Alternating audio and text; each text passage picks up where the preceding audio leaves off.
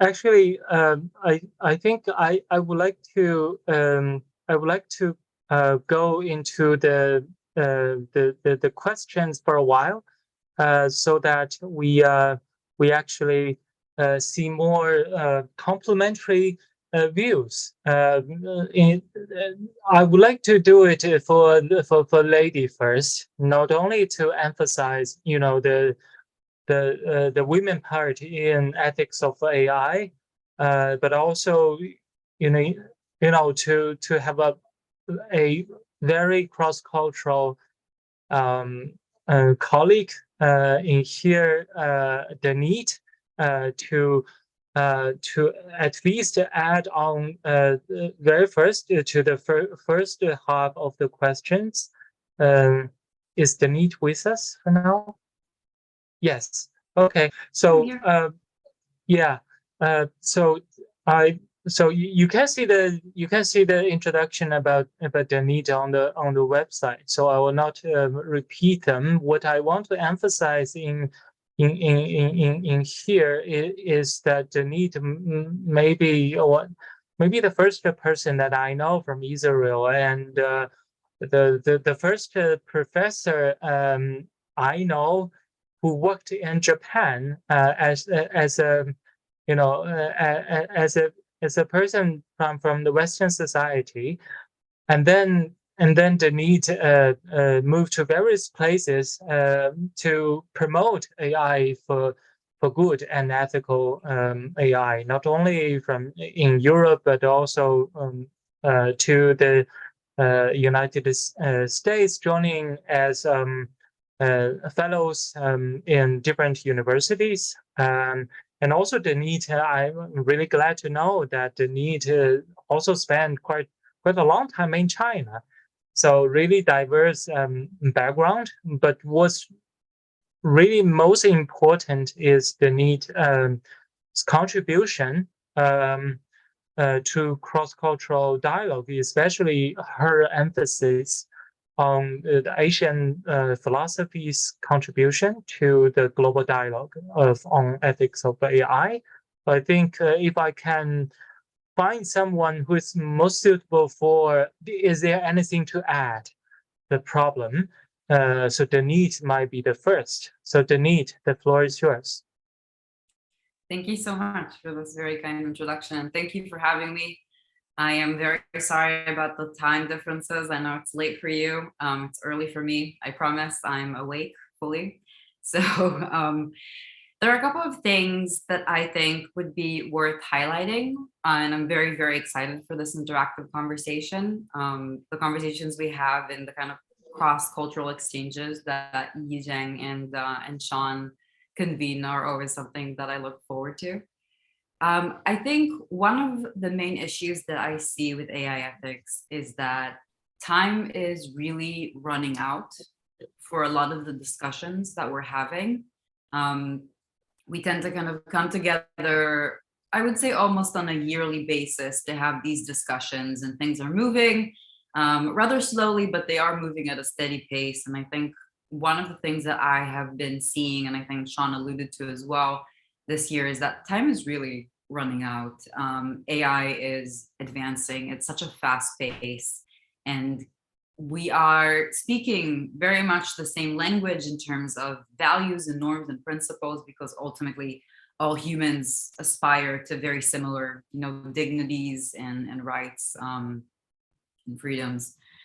But what we were increasingly seeing is, as AI moves very, very fast forward, we are still stuck in trying to come to consensus. And a lot of these mechanisms that we're using, and I think UNESCO is a wonderful example of a mechanism that actually does function and is successful in bringing together a lot of governments.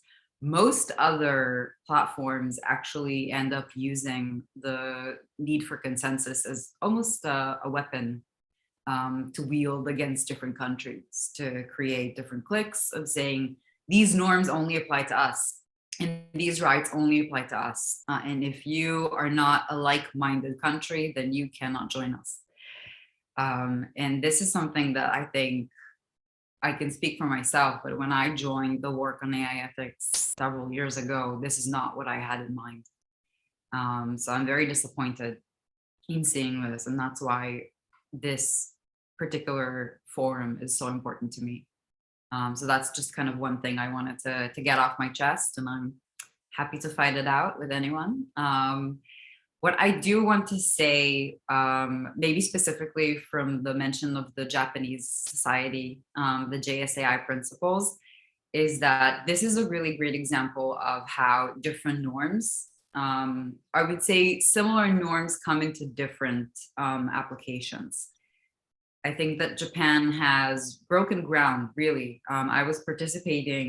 I helped them edit the principles, and I was participating in the first presentation and discussion about them in Japan. And they created this very unique niche for themselves by talking about how AI should abide by these principles as well, and not just humans.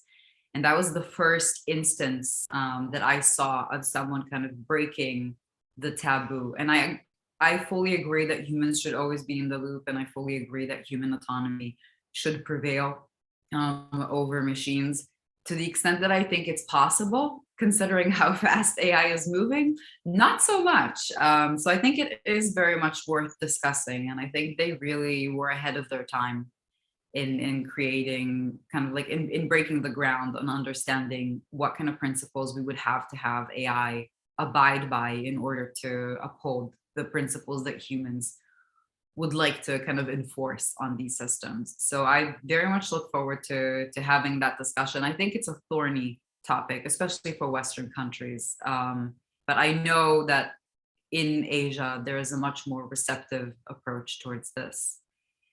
Is there any particular question that you would like me to tackle, or should I make room for other panelists? I follow your guidance.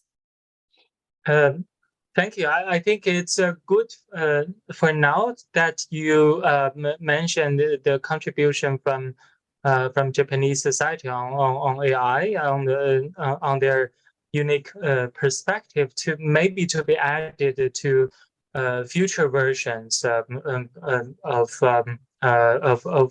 the tryings from an Eastern point of view.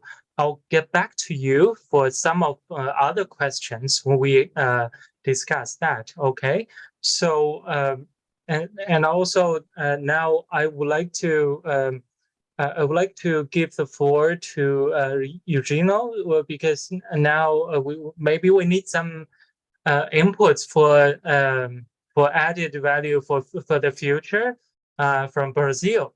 So Eugenio, the floor is yours. Thank you. Can you hear me? Yes, loud and clear. Yes. Thank you so much for the invitation. I'm glad to be here. This cross-cultural dialogue is extremely important. And building on what has been said, I see an emerging consensus on high-level principles.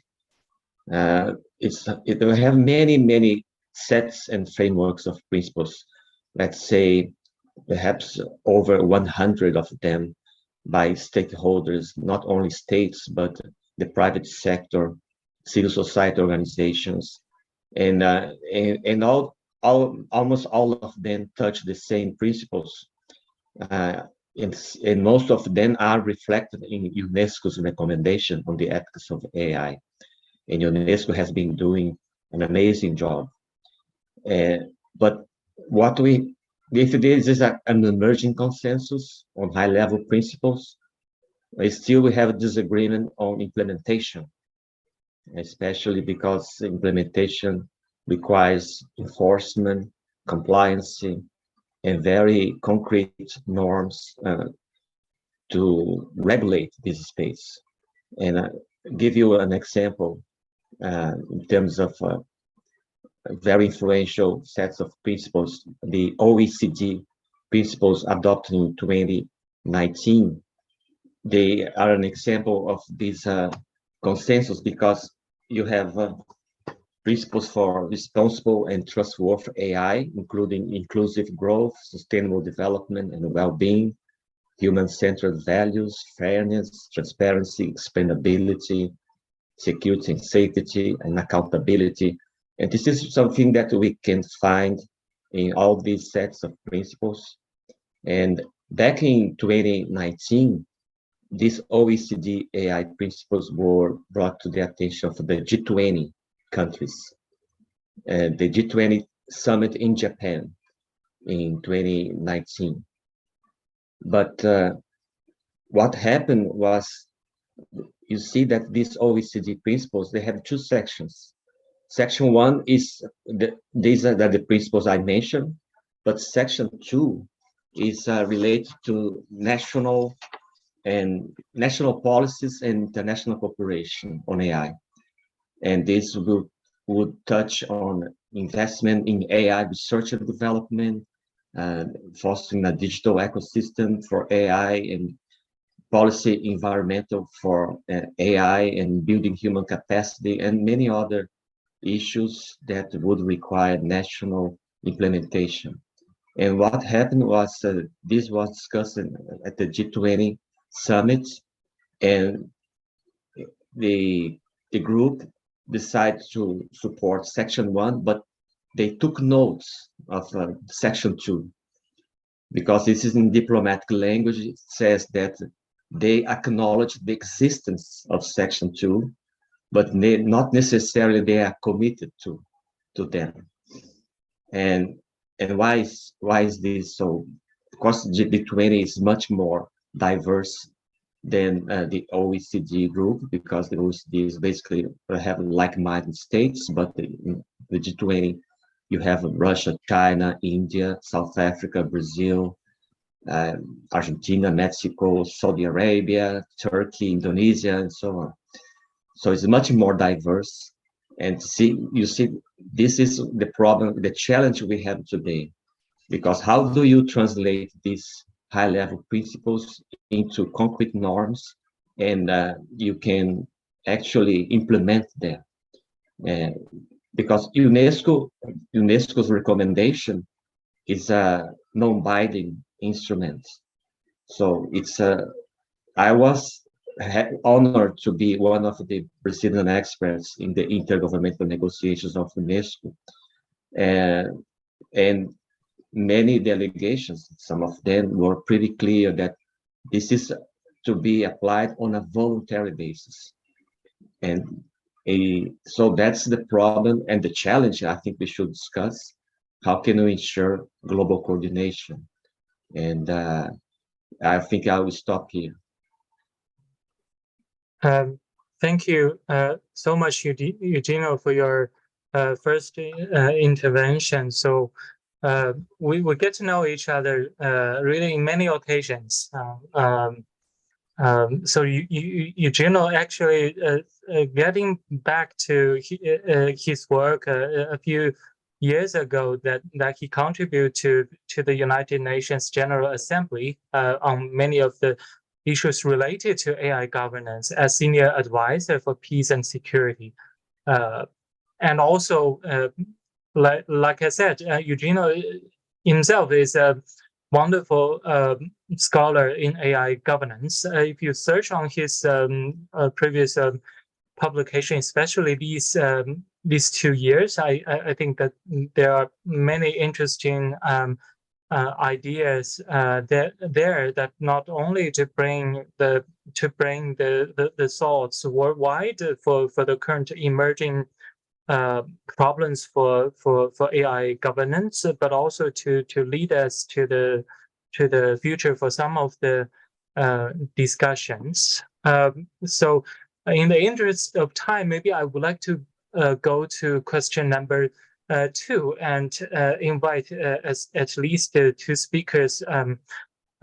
First, we would like to talk about the unique principles and values from let's say from Africa, and then I would like to invite David to talk about the UK advancement for recent actions, and also I would like to invite David Leslie to talk about maybe something unique from the UK and also from the rest of the world about his thoughts that can complement with each other and learn from each other. I'll give the floor to Africa first. So Arthur, I'm very glad for you to join us. So Arthur is actually is a research scholar from University of Utrecht. I get to know Arthur firstly from his publication, and also then we virtually met with each other in one of the occasions from University of Utrecht, when Arthur was co-organizing the international dialogue on the use of facial recognition for international collaboration, which I also think is a very inspiring event. Myself, Arthur is contributing to the world with not only with African values, but I think his perspective on African values that can be added to the dialogue on ethics of AI worldwide is very important. That's why also Arthur joined the UN Global Pulse for the next for the expert group on AI and big data to contribute into the African perspective. Arthur, the floor is yours. Oh, thank you very much, Professor Zeng, for organizing this. This is very important. So I think I'm gonna be quite brief. I think some of the values, unique values from the African perspectives, as you know, is communitarian value, that we are communal by our very nature, and we want to act with common purpose. So communitarian values in Africa manifest in different, I think, sub-concepts like Ubuntu, but we also see concepts like consensus, and that I am because you are, and you are because I am. When you read the writings of West African philosophers, but there's also Pan-Africanism, because I think the era of AI, we are beginning to see blocks like the European Union, coming together with doctrines like digital sovereignty, protecting the integrity of the European values. So I think in Africa it's time we also revived Pan-Africanism, not as an ancient concept or ancient doctrine, but as a unique position of African people to have political agency.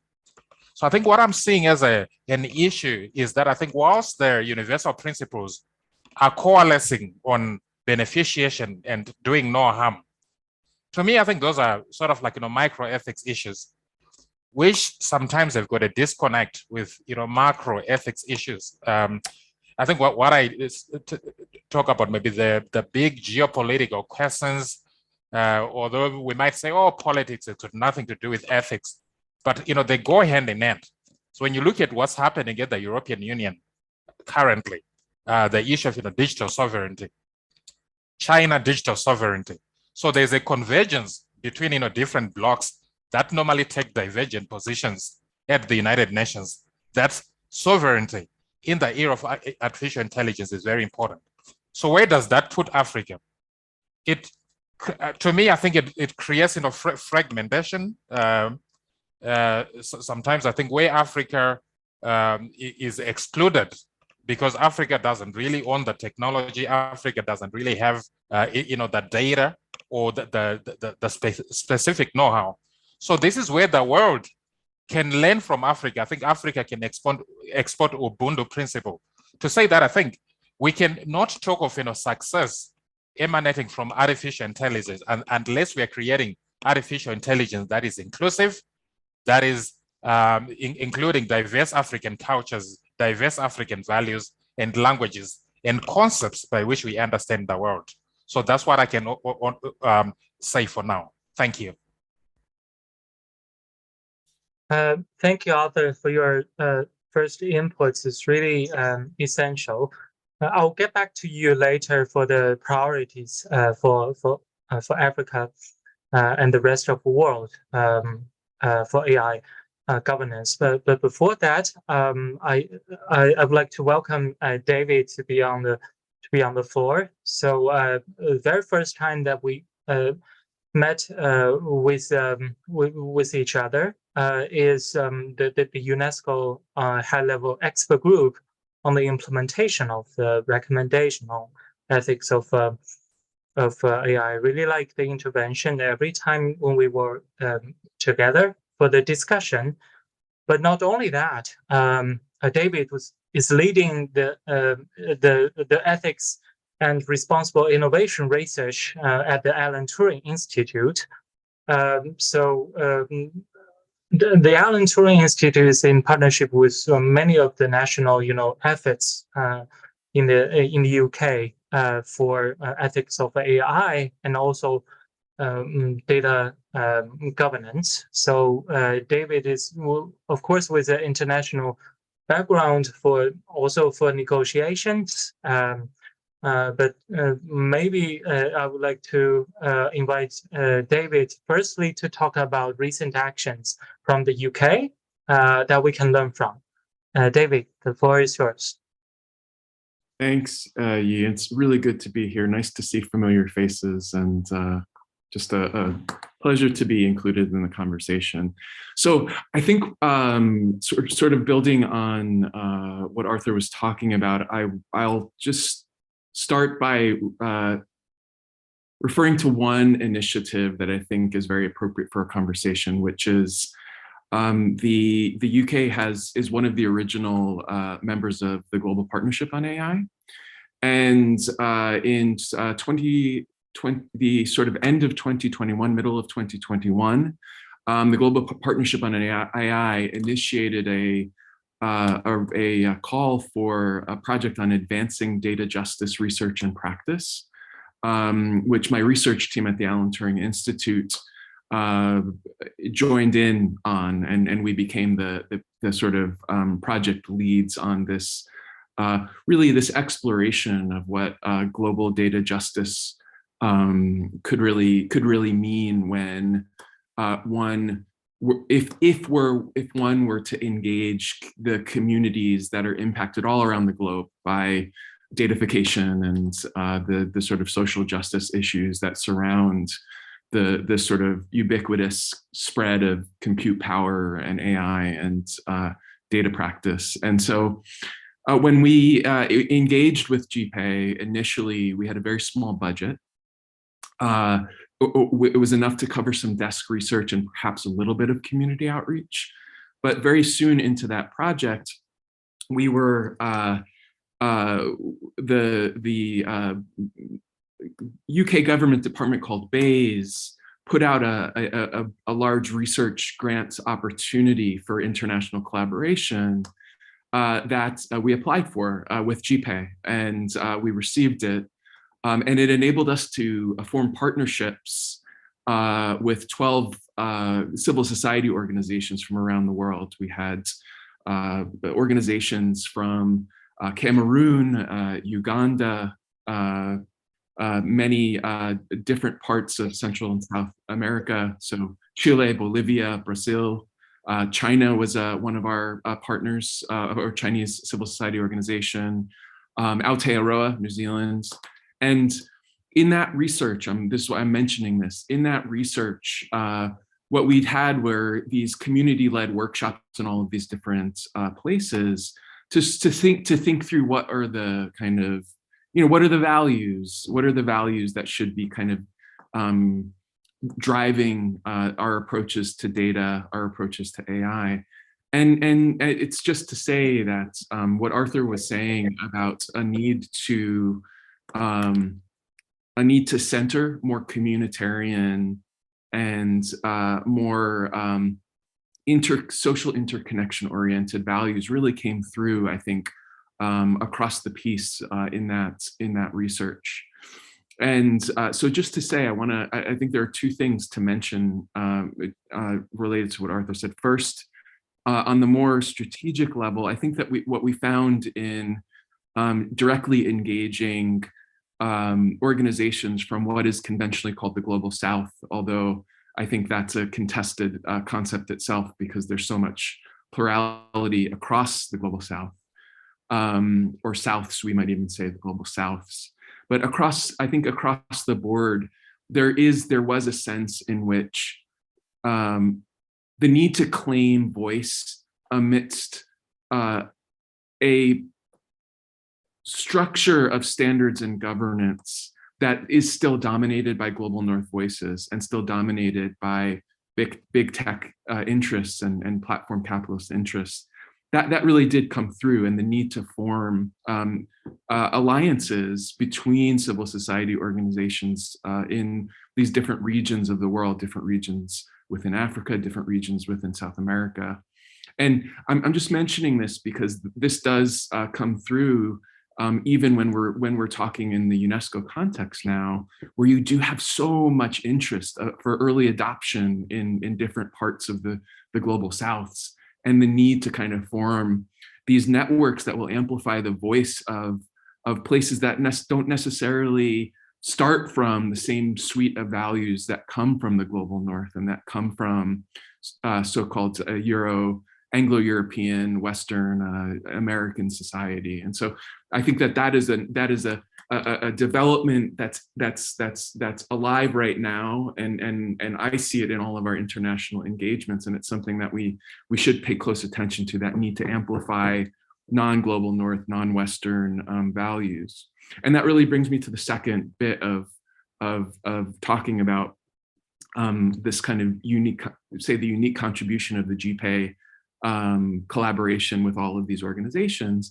And I really think there are two values that were really lifted up in those conversations, and that we actually have integrated into some of the framework that we did for the Advancing Data Justice Research project with GPAI. The first really relates to this UNESCO value of living in, I think it's just, peaceful, and interconnected societies. I think that's the one. And it's drawing on this more this more socially oriented starting point that is expressed in Ubuntu and Akan thinking, but also in Maori thinking. We found notions of manakitanga, which is really this responsibility to extend care and compassion and hospitality, as well as generosity to others, including strangers and the environment, right? So this notion of primordial interconnectedness, but also the way in which that primordial interconnectedness is not just sort of geospatial, it's also temporal. And we do have an interconnectedness to intergenerational groups, so to past generations and our considerations of the need to repair global harms. So, and I'll just point out the need for reparative justice in context of climate change that we now see, that is just as relevant when we think, for instance, Arthur made the reference to the digital divides that reflect longer term patterns of coloniality. We need to think in a reparative way about how to fix that problem. So there's that kind of more intergenerational awareness of harms that have been done over time, but also oriented towards the future. So there are notions, for instance, from the Iroquois Confederacy, the Iroquois communities in indigenous America, of a seventh generation principle, notion that we need to have an awareness of the needs and interests and orientations of future generations when we make the decisions about how we're going to handle innovation and AI today. That's the first value, that notion of interconnectedness that I think is unique. The second one really links with UNESCO's, I think it's in ecosystem and environmental flourishing. I think, is that right, Tiwei? Yes, okay, great. And really this is something that came out when we engaged some of the stakeholders in South America, especially. And this is this notion, in a sense, that we need to think of biocentric. We need to think in a biocentric way about the biosphere and the ecosystem, right? And so in Ecuador, in the Ecuadorian constitution, there's a right of Pachamama, this notion that the biosphere or nature itself has a right to exist, persist, maintain, and regenerate itself, and also among some indigenous communities in that area as well, this notion of sumac kwase, that's the Quechua way of saying it, but it's also known as buen vivir in the Spanish terminology, or sumac kwamanya in the Aymara language. And this is this notion that we need to think of the fullness of our life as a fullness that's shared with our environment, but also a fullness that comes out in the shared pursuit of harmony and creativity and symbiosis with our biosphere. And that kind of, say, family sort of grouping or family resemblance between ecosystem flourishing, Pachamama, and sumac kwase, that notion that we need to see ourselves as engaged in a biosphere that itself has rights and that brings obligations out from us. I think that we really need to sort of center that. And one last comment is just that there is a reason why we need to center this, okay? We don't live right now in a world in which those sorts of non-Western values are made a priority in the policy-making circles that have standard-setting power in the global conversation. We still live in the world that talks about pro-innovation and pro-growth, governance minimalism, regulatory minimalism, that still that's fed by a kind of dominant geopolitical orientation to more neoliberal values of growth, of efficiency, of optimizing market share and productivity, as opposed to prioritizing those other values. And so we simply won't be able to address climate change, and we won't be able to address the clearly expanding risks of AI unless we prioritize those sorts of values. Let me just leave it there. There's more to be said, but I don't want to talk too long. Thank you so much, David, not only for some of the updates from the Alan Turing Institute in collaboration with some other organizations, but also your perspective on the cross-cultural effort and your understanding about different cultures, which is very interesting. Talking about the international collaboration, of course, there are many platforms compared to GPay. I like AI UK much better because for AI UK, it invites more diverse voices and to talk about the advancement, the concerns. And I think that for now that there are many countries who need to seek their way to interact with global partnership on AI. We'll come to that question for inclusive global network later, which is really important.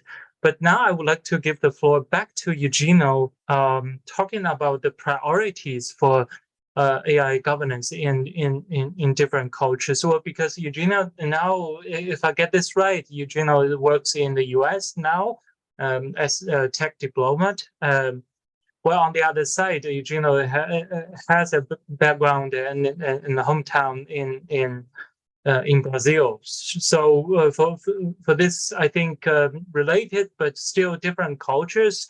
Do you see different priorities for AI governance or the use of AI in these different cultures?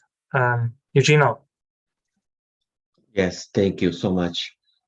Arthur mentioned the feeling of Africa being excluded, and David also commented about the Global South and the dominance of some narratives on AI policymaking, particularly from Western circles. And it's no secret that the Global South is underrepresented in these discussions, because many countries in Africa, in Middle East, Latin America, and the Caribbean, they are absent from this vital conversation. So we do need diversity and inclusion. So how can we ensure that these countries will be able to have their voice heard? And because AI policymaking requires a global effort, so that's why this cross-cultural dialogue is so important. So I think 2 points I wish to make. One, is that we need to find ways to coordinate globally and to avoid the risk of fragmentation, because we have these like-minded groups. They are sometimes like bubbles, and you see that they are not really representative of the global diversity of cultures and societies across the planet. I mentioned some of these regions that are underrepresented.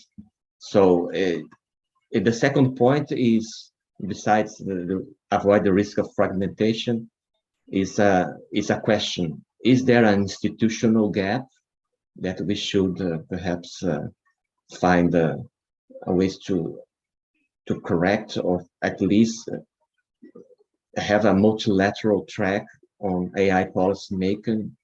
Because of course UNESCO has been doing a great job, but some countries say that the mandate of UNESCO is limited to education, science, and culture. Some important players are not member states of UNESCO, such as the United States and Israel. So this is a question for all of us. Do we need a multilateral track to discuss these issues, not only among states, but also it should be a multi-stakeholder platform, a global one? So should the the United Nations step in and have a different platform besides UNESCO? So this is something like a provocation for you as well, my fellow panelists. Thank you so much. Thank you, Eugenio, for your inputs on this. And this naturally give us an opportunity, maybe going to the question on how to build a truly inclusive global network for AI ethics and governance. So I would like to invite many of the speakers in here for this question. I would like to start this way. So there are many international dialogues. I think I'm very enjoyable when Cambridge was trying to bring the East-West bridge.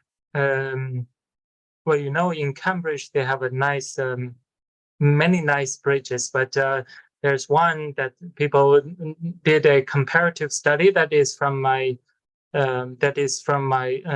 colleague in Cambridge, Dr. Liu Yang, although he cannot join for today, that they had a fascinating project called the East-West for AI, and to have the cross-cultural first version for the discussion in Cambridge. I think that's a good try to bridge the dialogues. But then let's talk about the UNESCO effort, which I like. Is really that at least for the call for expert groups members, that's a word collection, and then UNESCO finds some most relevant experts to do the first draft. But this is not the end. This is the starting point, where the draft actually was going to a very broad international negotiation for all the member states. And it has to go this way, like what T mentioned. But for me, at the very starting point, I was in phase 1 for the expert group, and then in phase 2 representing China. And I was like, what do we need to go sentence by sentence for months? And this is really what we did. So so if I recall the process, I can remember that when I was doing many things in parallel and at the same in different in different days. When in parallel I was negotiating in this process. And this happens to all the people for the negotiation, where 193 countries was there. The problem is like what Eugenio said, is really that some other countries were not there, and also for how to ground these principles and policy recommendations into reality. It's not only a challenge for UNESCO, but really a challenge for the world. Well, because UNESCO, to me, I think UNESCO was helping the world to move things forward towards a more inclusive world. But what if the other countries are not taking actions? What if they just signed and do not participate really for the implementation, for the evaluation? This will be a great challenge. UNESCO is, UNESCO has its own role, but it cannot rule all the country, to unify them together in a harsh way. So we have to, do a very complementary efforts to make this happen. Whether are there any other platforms? The trying on UN Secretary General's Digital Cooperation Roadmap is another important trying, which is much broader for the vision, not only artificial intelligence, but the problem would also be that the effectiveness of this cooperation roadmap to bring concrete, practical experiences together. That's also a very great challenge. The opportunity, there are many opportunities, like the efforts, like the international, many other tries, but to name one, just now David mentioned the global partnership on AI, but in here the problem is really, well, UNESCO, for the UNESCO trying, UNESCO does not name themselves as global. Well, on the other side, the UNESCO is truly global. But the problem for global partnership on AI is that for the future of AI, for those countries, you have to submit an application to join this global partnership. Well, to me, this is really problematic in a way that if some other countries would not like to join, actually, an organization like this has to, put efforts, to have friendly handshaking to bring these countries to the dialogue, not to ask them to apply, and all the countries has to vote whether they would like to, whether they are welcome to this network. I see this approach as very problematic, because this has already blocked many countries' contribution. I'm glad that we have friends like David who used a opportunity for a project that involve China and Global South to the dialogue within their project. But the truth is that there are still many other countries who has been blocked for this network. So, but this is maybe too much about the politics. We wanted to focus on the academia part. Really, how can we contribute to a more truly inclusive global network? Too much from my side. Maybe I will give the floor to Danit first, also lady first, to talk about your suggestions and also maybe some of the practical way to move things forward. Danit? I just realized during this conversation that as an Israeli who resides in the United States, I feel particularly excluded from a lot of discussions on global AI ethics, which I find hilarious considering Israel's role in really advanced cutting edge R&D for AI and applications in military systems that are already up and running, have been for years, that a lot of other countries buy, and the fact that the US is home to the labs that produce the most cutting edge, out of control models that we're seeing that for some reason are not willing to curb.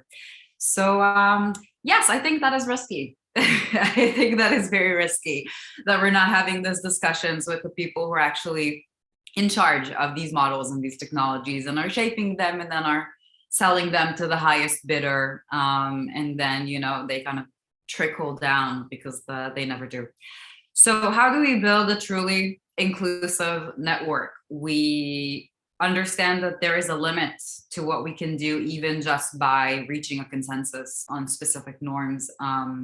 Bringing in different cultures, different norms, different values is essential, but we have to avoid getting distracted with the pursuit of having a consensus and everyone agree, and then, you know, we kind of level down into regulations, because like Eugenio said in the beginning, the ability that we have to translate these higher level norms into regulations is abysmal. There are some countries that are doing a better job at it. China specifically with privacy is doing just phenomenal work. The EU AI Act is really promising.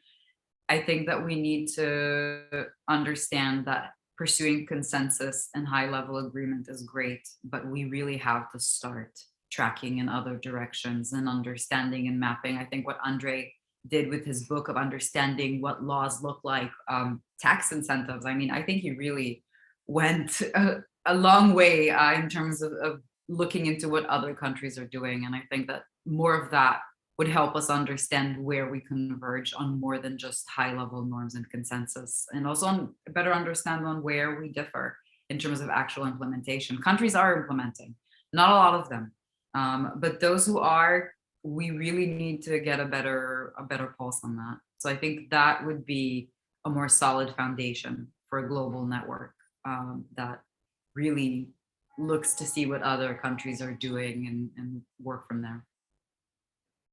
Yeah, thank you, Danit, for the first inputs for this very important questions. Well, because when we were talking about the cross-cultural collaboration, if it's not inclusive enough, then it's not really, a really global cross-cultural efforts. So we cannot block any countries out of the loop. Instead, we need to invite everyone to join, and also just now that our dear colleagues mentioned, like-minded partners. I think I've been hearing about this idea for very, very often when people wanted to find friends with similar ideas. But I think that what's more important, especially for cross-cultural and global coordination, is really to first you need some fundamental values to be agreed on. Well, on the other side, if you don't appreciate the differences, and you don't give the floor and for the differences, and then we will never have global network. So when people were thinking about like-minded partners to promote an idea for the practice, what I'm always thinking is really what are the partners which is not within the scope of like-minded. are they not important, or they are not a part of the world, or they're not important to reach out? This will be a grand challenge. Maybe I will have to give the floor to Arthur also to add on this inclusive global network. I think it's always very good, like in the UNESCO occasion, that we put African to in many cases to the first, but I think the efforts is just not enough. Well, because when having important dialogues, what I could see is still efforts from Africa is to some extent out of the loop. So Arthur, would you like to add? Thank you very much. I think for me, I think the words that were said by Sir Mark, I think it's called Girolami at the Alan Turing Institute, when he was talking about how education in universities is designed, that we are teaching computer science, but we are not teaching human rights and ethics in the universities. So we are producing software engineers, computer scientists who lack, the basics of ethics. So I believe in grassroots approach, because I think scrambling or just going around and they say, oh, we've got ethicists, from Cameroon, Zimbabwe, South Africa, doesn't really work. We need to start from a foundation now to start introducing ethics in higher education. We have got sterling African universities like Ashes in Ghana, Kwame Nkrumah in Ghana. We've got universities in Rwanda, for example. Why don't we start training 20-year-old ethics? A software engineering in Rwanda knows about ethics. A software engineering student in Ghana knows how to work cross-disciplinary with those who are doing social sciences. I think when we do that, that's a more organic process than maybe starting at the top.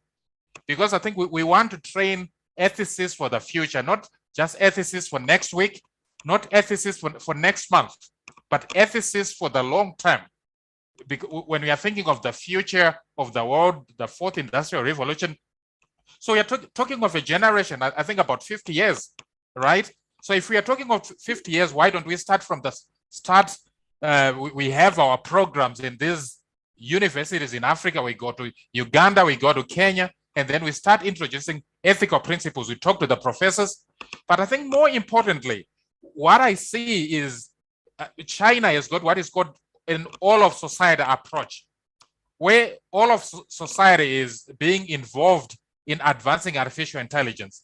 So I think where Africa is lacking is that our agency or the way we act as Africans is usually at a state-to-state level, where the state, the politicians are the ethicists.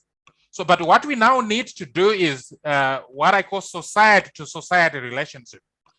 So that I think that the people in the UK, people in Europe, relate the institutions like Alan Turing, like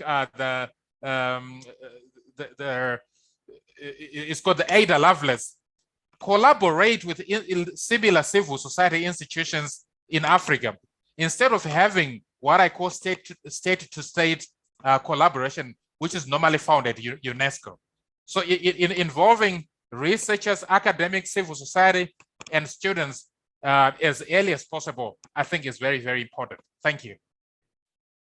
Thank you so much, Arthur, for your added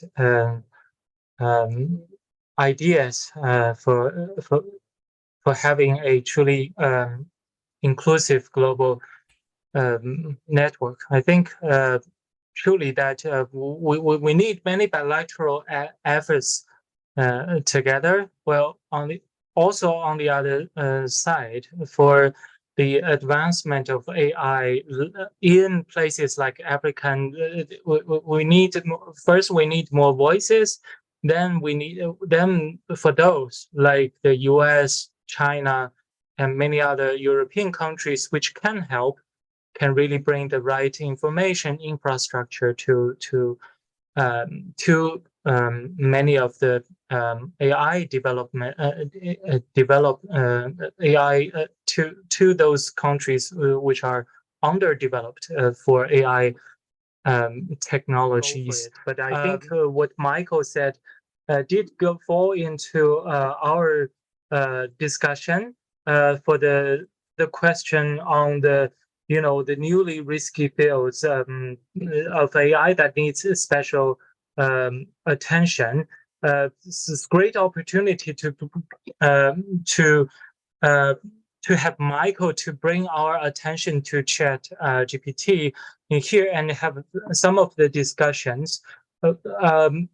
Maybe I'll first I would like to mention is that when you interact with Chat GPT, it says "I think" in my view, but for my first impression is what do you mean by I? So do you really have a me in the machine? Do you really have the sense of the self? So what the machine is doing is a statistical analysis on the huge data. So you cannot say, I cannot say then this is what the I think part is truly weird. When you say I think, then people will perceive you like what Danit mentioned from the Japanese society's trying as a quasi-member of the society or the member of the society. You want to persuade people to believe what you said as a human being, as a member of the society. Well, the problem is that you don't really have a me or I in the system. So this is the beginning of the problems for discussion. But in the interest of time, maybe okay, Danit will say something. Danit. And also David, maybe. I think there is a difference between having a system trained to say I think and I believe and in my opinion to avoid legal liability, which is a very big issue for OpenAI, or at least is shaping up to be one, than what the JSAI principles of what AI could eventually turn into if it is sufficiently advanced and well aligned and trained could look like. This is not them saying AI is right now a member or quasi-member of society. This is them saying we see a lot of possible horizons for how the technology is going to evolve, and it may end up becoming a member or quasi-member of society when it holds sufficient capacities. So I would say, let's not make a model that is avoiding legal liability while still being out of control and some aspirations of a very well-intentioned set of principles. Thank you so much, Denise. David. Yeah, I mean, just to quickly weigh in and maybe disagree a little bit with that. I mean, I think we need to really be careful of the hazard of deceptive anthropomorphization, in just the sense that GPT chat is as you're suggesting, relatively sophisticated pattern matcher statistical system with a lot of different mathematical machinery. It's strange credulity to project consciousness or any sort of ipseity or personality into the machine. But this is the problem with deceptive anthropomorphization, that people are subject to what has been called the ELIZA effect, where the representation of human-like conversation from even a very simple chatbot can produce emotive attachment and anticipation for those who aren't necessarily aware of what is actually going on within the system. And so this is a problem. Magical thinking has driven the kind of marketing perspectives in a lot of the AI industry. And we're not right now at a time where we can afford, because of the sophistication of these large language models, we're not at a time where we can afford to avoid that hazard, because clearly there hasn't been sufficient impact assessment done on these systems to anticipate these I think, pretty significant potential social issues that are going to emerge over the pretty near future with them. And my apologies, I have a meeting, so I have to drop off, but thank you so much, everybody. It's been a really beautiful conversation, and I'm really grateful to have been a part of it. Thank you so much, David, for joining us today. Please stay tuned for the rest of the discussion, maybe for a video replay on YouTube.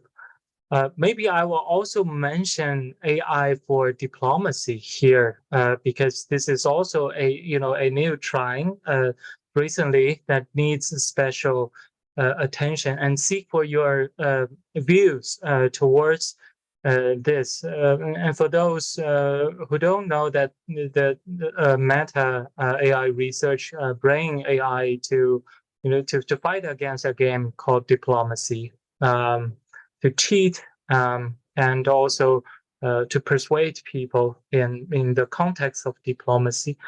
To me, I think, although people say it's a game, don't take this so serious, but to me, it's like in the game of diplomacy, it's a real name for countries, it's real negotiations, it's real occupation of other countries. I mean, for those strategies. So to me, and AI is trying to persuade people to achieve, to be with AI, to occupy other countries. But to me, although it's a game, but it's so, I mean, the context and scenario are so real, so that you can imagine that many countries may well try to use AI for the diplomacy tasks. So we have tech diplomat in here, Eugenio. So what do you think about this trying from the perspective of AI governance and also the advancement of AI? Shall we try this along this line? We start with Eugenio. Yes, thank you. As you know, I'm based in San Francisco, near Silicon Valley. So they have the Meta used to have a motto, which is move fast and break things, because this is the idea that disruption through experimentation. And sometimes when you're experimenting with powerful AI systems, you don't know exactly the consequences. So not only unintended consequences, but unanticipated outcomes could emerge. So this is a matter of concern, because these AI systems, you mentioned Cicero, which is able to play diplomacy, the board game. But these AI systems, they are being released in the wild as sometimes open source, and like with this mindset of experimenting and disrupting and creating, moving fast and breaking things. So this is something that it maybe is not working, because we cannot really anticipate everything that can happen in the future. And yes, I agree with you. We should take this carefully and seriously, because if you are really teaching AI to deceive and to betray, so this could be dangerous in the future. So I would include this as a near-term but medium-term risk that we should be very careful before going that far. But this is something that I agree it should be further discussed. Thank you so much, Eugenio, for your inputs. And to me now, I think AI cannot differentiate. I mean, AI cannot really understand what we mean by win or lose, what has been lost, what has been won, and also it cannot really understand what do we mean by occupy other countries. So it's really a problem when AI try to persuade people to be with it for some purposes. People mention this is still a game, but now you see the complexity right there. And then you see it's very near to applications. So that's the real challenge. Danit, something to add? I think we need to rethink the way that AI interacts with us. I think that a lot of us have been sold on this vision of AI operating robots that will take away all the jobs we do not want to do and will simplify our lives, and we will maybe live in this kind of Wall-E version of us sitting on chairs that produce magically food and transport us, and we don't have to walk anymore. When in fact, AI does quite the opposite of that. AI manages people. AI tells them what to do. Instead of replacing humans, it just replaced management because it's supposedly more efficient. So I'm not at all surprised that there is someone working towards a vision of AI managing other things. I think that we have been tricked, and we should think about that. And we should understand how AI is replacing a lot of functions that we did not expect it to replace, and that it should not replace. I think moving, cautiously and letting things evolve, I'm sorry, it's not enough for me. I really think that we need to understand where to draw the line and say AI is nice if it can simplify and really improve and enhance, human well-being and flourishing. It should not replace the way that we run this world. If it does a better job than us, maybe I'll step aside and say, okay, that's fine. For now, I'm not really convinced. Thank you, Danit. And maybe Arthur, you have something to say for this trying? I think quickly, there was an article that was written by Canadian scholars about anthropomorphic AI that there is a capitalistic intention behind that once we become familiar with these technologies, that these technologies, we are friends, they are nice, they are like us, they are like human beings. Once they become familiar, it's easy for those who have got political intentions to start exploiting that familiarity for bad stuff, for bad aims. So like I think using the example of the meta game or the Google sentient issue that was very controversial. Once we become familiar that it's because our children are playing these games. So if our children grow up knowing that occupying other people's country is okay, it's normal, it's familiar, we know about it, it becomes normal to them. So what we are doing, I think it's not fun at all. I think for Meta to be developing such a technology when artificial intelligence is already creating recolonization of Africa. There was an article by John Norton about how machine learning is being marketed as artificial intelligence. Yes, we know machine learning is an aspect of artificial intelligence, but it has got its own intentions in terms of in terms of capitalistic intentions. Machine learning on its own doesn't really serve Africa. It is actually creating new global values that are taking rent from Africa, that are siphoning African resources. So artificial intelligence that pretends to play games is dangerous. It's setting a bad precedent for our children and the future that we want.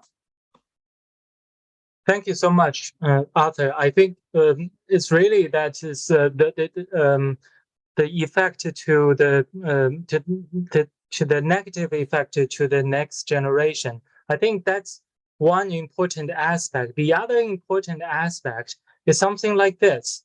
So, like you said, that the children is learning through games. And then you mentioned that the children said, oh, this is okay. It's okay to occupy other country. Well, it will happen to AI because AI now is learning. Then the future of AI will say, well, it's quite okay to occupy other country because people do this. Then why not us?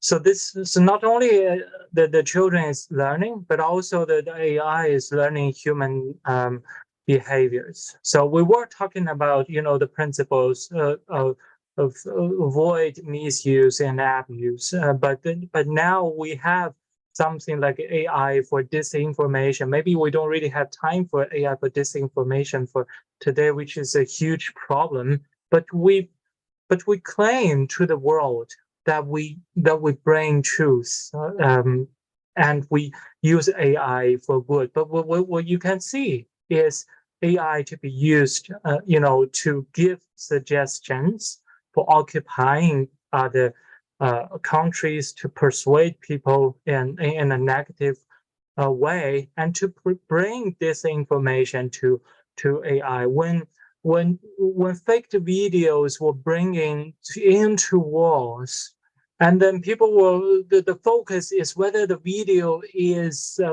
real or not, but there are fewer trying saying, hey, people, we shouldn't do this in war by using AI to create fake videos. It's really risky. It's not so much discussion for now. It's just simply not so much. So I wanted to give a floor to Seán as organizer for some of these questions. So Seán is of course very experienced in all of these questions, but I think maybe we have to hear about Seán's voices about the inclusive global network, because Seán himself is been part of a more inclusive global network on many of the efforts at Cambridge. And also, if Seán would like to add on the priorities for AI governance in different countries, that would be even better. Seán, can we have you for these two questions?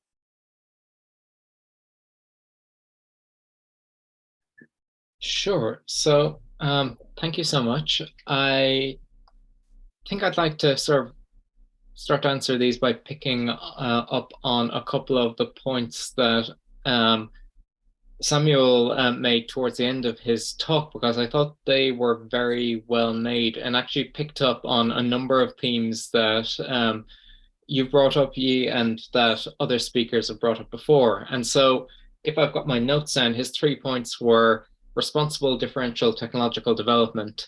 So to talk about this, we've been hearing about just how capable things like ChatGPT are, but also that they represent simply a snapshot in time, that these systems are only going to become more capable. And there's a lot of reason for kind of thinking about enthusiasm about these things. My personal point of enthusiasm is to think about the idea that maybe the future will be different than when I was a child. So when I was a child, the rich children had personal tutors and the poor children didn't. And that helped the rich children all the way through their educational attainment. Maybe we can have a future in which every child can have a personal tutor for every subject that they might study for effectively low cost. So we shouldn't lose track of the fact that if we guide these technologies right, and if we kind of, as a global community, think about what the priorities are, these technologies do have the potential to sort of decrease inequality and bring opportunities to a lot of different places. But even that kind of silly example, if you will, is very much a fraught one, in that first of all, we need to know that what the way it's explaining concepts are correct. Secondly, we need to ensure that it reflect, like, whatever kind of is going into these models reflects sort of a broad distribution and diversity of perspectives, so that particular messages aren't effectively being propagated to the exclusion of others. And as other speakers have raised previously, like right now, so much of the development is being done by a very small sector of the world's population in kind of leading, usually Western laboratories. on systems trained on the internet, and the internet itself is not a sort of well-balanced diversity of cultural perspectives. It's heavily dominated by certain regions, with some voices getting a lot more prominence than others. So figuring out what we as a global community can do about these kinds of issues, I think, needs to be a priority. And it's not something that's going to happen by default. It simply isn't. I really liked Sam's point on political institutional, our political institutions working together to establish benchmarks. So I think you mentioned diplomacy, and how it seems a bit strange that we're effectively developing systems that learn how to lie and manipulate people and take control of countries. Prior to that, we saw examples like systems that were good at StarCraft, or that were good at what was the other game, the one that OpenAI had, Dota 2. And before that, of course, Go and chess. These are fundamentally sort of competitive games. I mean, chess has been for centuries sort of an analogy for how one does warfare. People talk about Go in terms of capturing territory, and StarCraft is full-on warfare. It's a little video game simulation of battles. Why are these the benchmarks that we're choosing? Why are these the direction that we're sort of pointing this global field towards? And why are these the successes that we are celebrating? They are certainly impressive achievements, and they are useful for galvanizing progress on certain problems. But wouldn't it be a lot more exciting at this point to think about benchmarks and standards and incentives that prioritize cooperating, AI systems cooperating with each other to achieve a goal that's beyond the capabilities of one system? AI systems that cooperate really effectively between AI and humans, or AI systems that facilitate the cooperation of humans between different regions or different cultures. It seems to me that there are big scientific problems, really exciting intellectual problems to be solved in these areas, and setting these as the kinds of benchmarks that we could work together on feels like it might do a lot more to nudge us in the direction of the world we want to be in, as opposed to another really effective war simulator. And then that gets to Sam's last point, which is participating in opportunities to discuss what cross-cultural cooperation means. And I don't think I have much to say on that beyond what we've been talking about this entire 2.5 hours, which I found incredibly rich. We've just heard such valuable perspectives from across Africa, China, New Zealand, the US, the UK, and elsewhere. And we just need to do more of this. As Danit said right at the beginning, these are wonderful meetings I look forward to every year, but we're getting together once a year at a time when the technology is not waiting for once a year progress. The technology is going a lot faster than that. And it just demonstrates how important it is that we keep having these conversations and we keep growing these networks. We keep figuring out how, as a network, we can work together in different contexts. And one of the most valuable things I've been getting from these meetings is when I run into people in these networks in other contexts, and we have that shared understanding, and we can then build on that to achieve things, whether it's at a UN event, or at an OECD event, or at a WHO event. We've established that shared understanding, and we can hit the ground running on achieving something. And the more we keep doing this, and the more we keep building those networks, the more effective we will be in actually achieving things in these other contexts, because we are rapidly moving beyond the time for talking. We are rapidly moving to the time for doing things.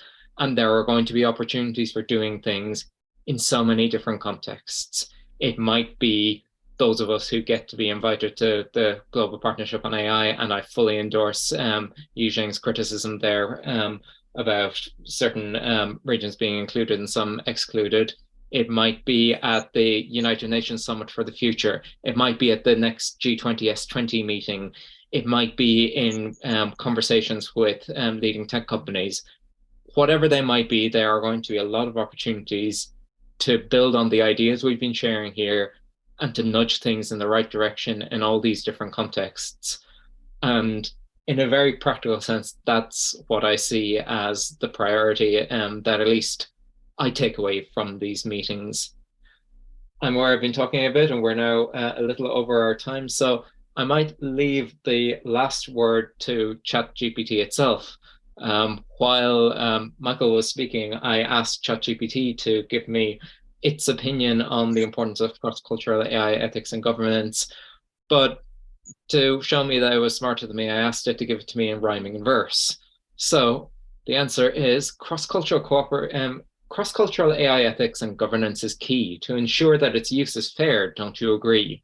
With diverse values and beliefs, we must take care to consider the risks and the benefits beyond compare. By engaging in discussions, we can do our part to make sure that AI serves all from the start.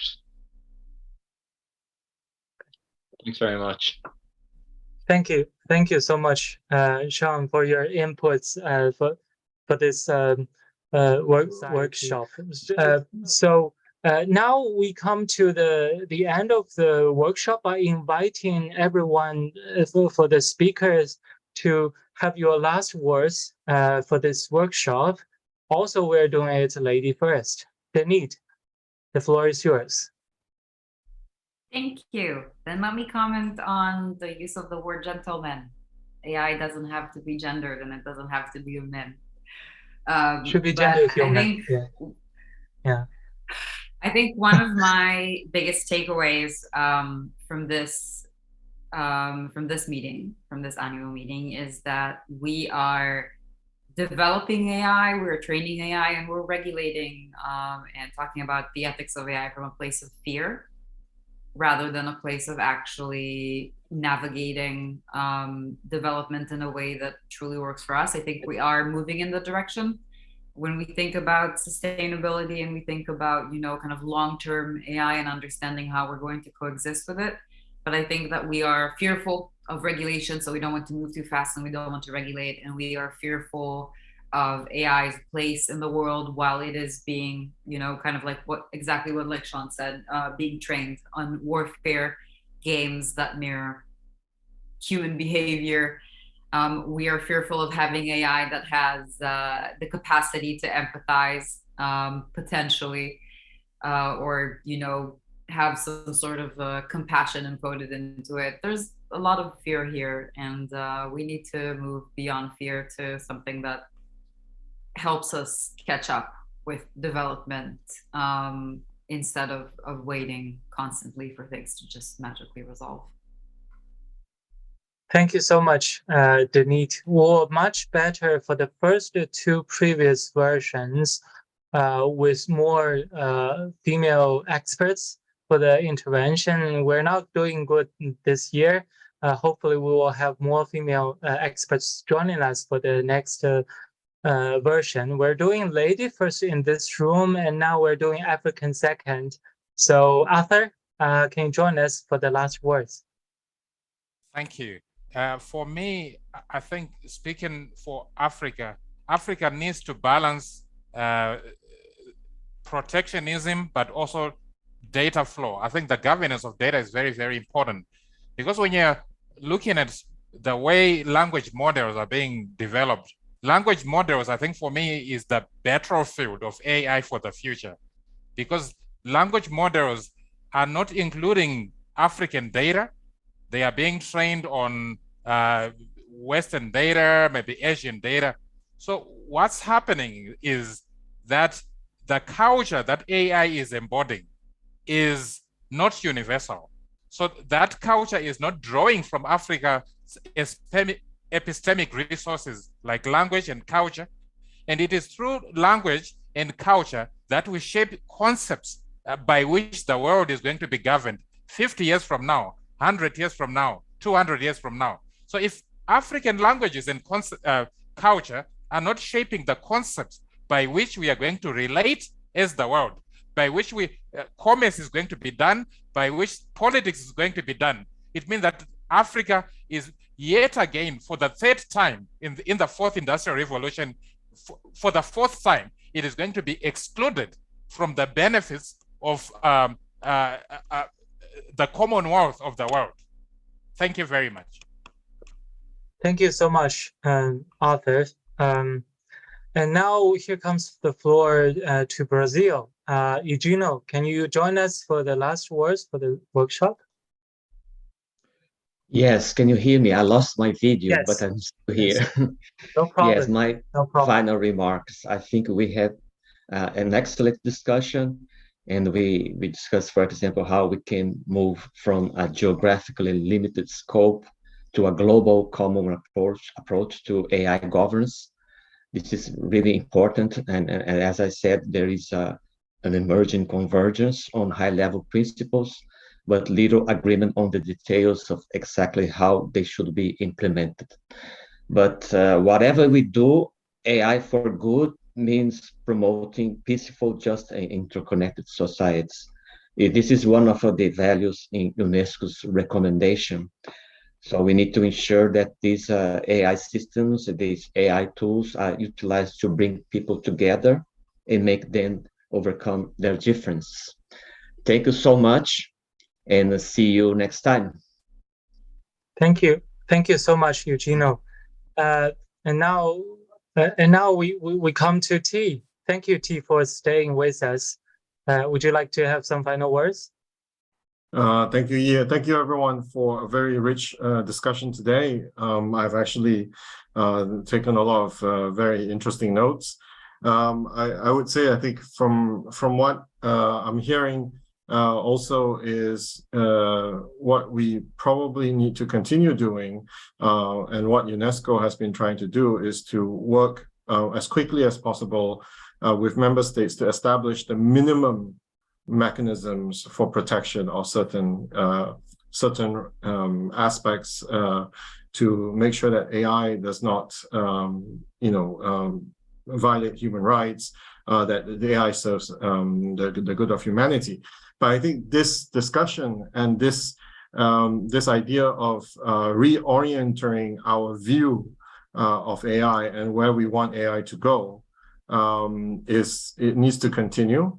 We will continue to work also with education, in terms of education. We'll continue to work in encouraging discussions and dialogue. But the 2024 Summit of the Future at the UN level would be another very important opportunity, I think, for us to put the input back in terms of the renewed social contracts that we will need to be defining at the international level as well, to figure out how we want to deal with frontier technologies such as AI. Thank you so much, T. Thank you for your contribution to the workshop, not only as a representative from UNESCO, but also to give your own views about how we can move things forward. Now I pass on my microphone to Seán. Seán, would you like to add words to end the workshop? Well, the first thing and the main thing I would like to say is to give my biggest thanks to you, Yi, for all the wonderful work that you've put into organizing this. It's, as ever, been a fantastic event, and you've brought together a really wonderful, collaborative, constructive set of people with a wide range of perspectives. It's not easy to bring together people as as generous with their insights as the people we've had today, and it's a testament to sort of the impact that you are having in the world with your work, that you've been able to bring together all these speakers. And I want to say the same thank you to everyone who's given us their time so generously today. I feel like I've learned an awful lot. I always think, oh, well, you know, we had the conversation last year. What is there to say this year? And then it turns out there's just so much.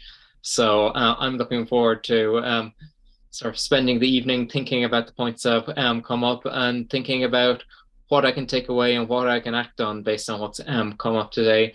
So thank you all so much. Please do stay involved in any way that you can. I hope now with the world starting to open up again that at some point soon, it might even be possible for us to be meeting in person and having these conversations. So thank you so much. Thank you so much, Seán. It's really important to meet in person. I hope we could have future versions face to face. And also, we must have Seán to co-organize the future workshops along this line. We will welcome many of you back to future versions of this workshop to hear about your updates. Just like what Seán said, that there are many that we could talk about through experiencing what we have in different geolocations and the meeting of new challenges and problems. Although the culture itself, the history itself are not changing so much in a few years, well, we do meet new scenarios, problems, and we perceive them in different cultural background, and we still can learn from each other. So I still remember that one application of AI are not so welcome in China and was actually put off the shelf in China. Well, actually, within 2 weeks, that similar trying emerged in other countries again and again. Well, if we learn from each other that this trying is not welcome in specific countries, like in China, when you put cameras in schools to analyze whether the students are taking enough attention to the school, it's not welcome in China. How come it can be welcomed in the United States or even in EU? So people are making mistakes again and again. We don't see the efforts, the governance practices in different cultures. We make the mistakes again and again. What if we really can, hear about the voices from other cultures and learn the experiences and try to avoid similar mistakes and find the solutions together? That's the beauty, the necessity, and the real future for joint humanity. So thank you again for all of our speakers and all the attendants that has been with us, especially when you guys are coming from China. Now it's nearly 12 p.m., very early in the morning then. So thank you all for attending this workshop and contributing to this workshop in various forms. We'll meet you again. Hopefully not only next year, like what Seán said, we will find many ways to continue the discussion in a more frequent way and to meet you in a more frequent manner. Thank you, everyone. Let's definitely keep in touch. And the video will be online for YouTube, and also some of the script will be open for public. Thank you so much. Bye for today, guys. Thank you. Thank you, Danit. Thank you. Thank you. See you next time. Thank you. Bye, everyone. Thank you so much. Bye-bye. Bye.